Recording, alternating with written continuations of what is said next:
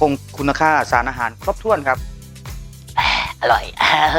เป็นอะไรที่ง่ายมากเพราะว่าครัวของเราต้องทำของง่ายของยากเราไม่ทำนะฮะ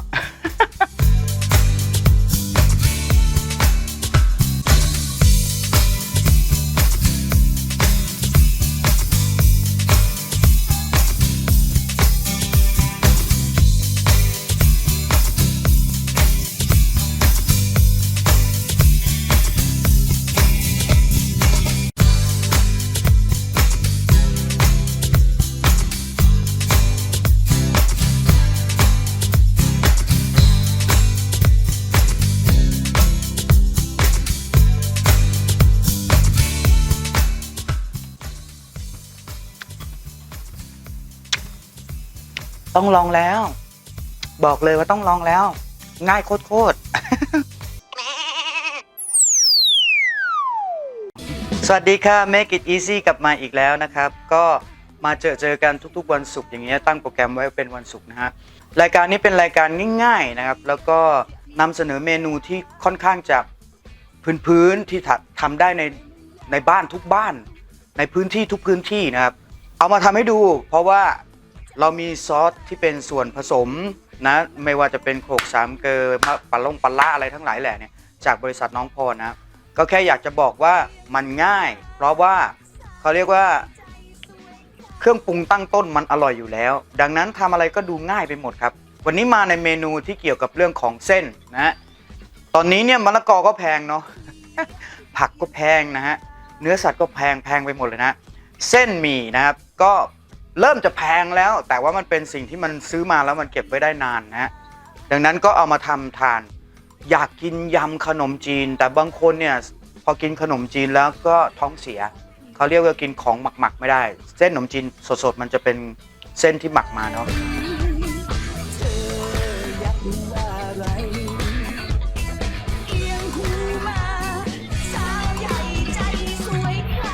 ทีนี้เราก็มาดูกันซิว่าเรามีวัตถุดิบอะไรบ้างนะครับที่เราจะใส่ไปกับการยำในครั้งนี้นะครับเราก็จะมีเส้นหมี่นะครับมีน้ำปลาร้านะครับมีน้ำตาลปี๊บนะครับมีมะนาวต้นหอมผักชีหอมหัวแดงมะเขือเทศพริกสดพริกป่นเท่านี้แหละทำเลย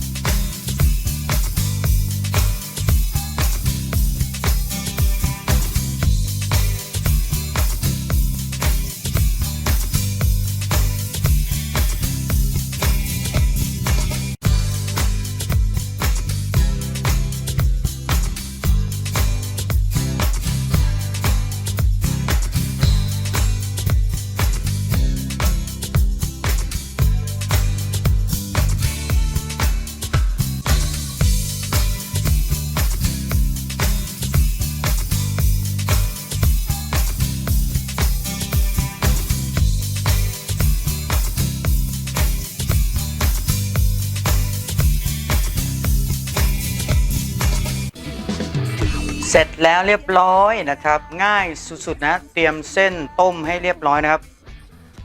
เช็คดูว่ามันยังเป็นไตหรือเปล่าถ้ามันไม่เป็นไตแล้วก็คือสามารถใช้ได้นะครับแล้วก็ผักเผือกอะไรทั้งหลายก็ล้างให้เรียบร้อยนะครับโอ้ยน้ำลายไหลครับผมน้ำลายไหลแล้วเดี๋ยวชิมก่อนเพราะว่ามื้อนี้จะเป็นมื้อที่เราจะกินแค่นี้นะครับแก้มกับผักที่เราชอบนะไม่ว่าจะเป็นกระถินแตงกวาหรือว่าผักกาดผักอะไรก็ได้ครับที่เราอยากทานร่วมกันกับไอ้สิ่งนี้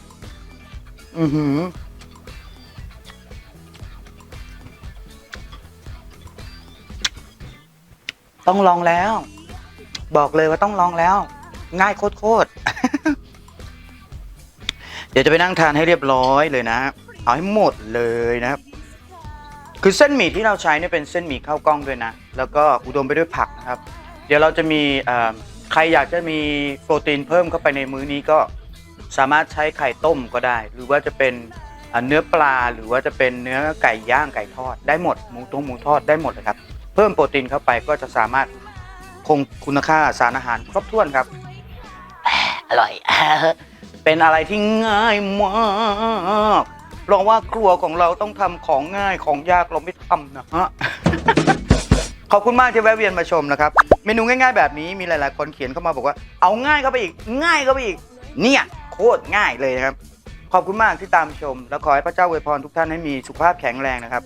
แล้วก็สิ่งใดที่เราสามารถเก็บไว้ในคลังของเราได้แบบที่เก็บได้นานๆแบบนี้เก็บไว้เลยครับไอ้นี่ก็นานไอ้นี่ก็นานใต้คลิปนะครับมีลิงก์ของสินค้านะครับคุณลองเข้าไปแวะเวียนชมอยากได้อะไรออเดอร์ไปเลยครับเขาส่งขอบคุณมากครับพระเจ้าอวยพรครับอร่อยนะเนี่ยแซ่บแต่ละ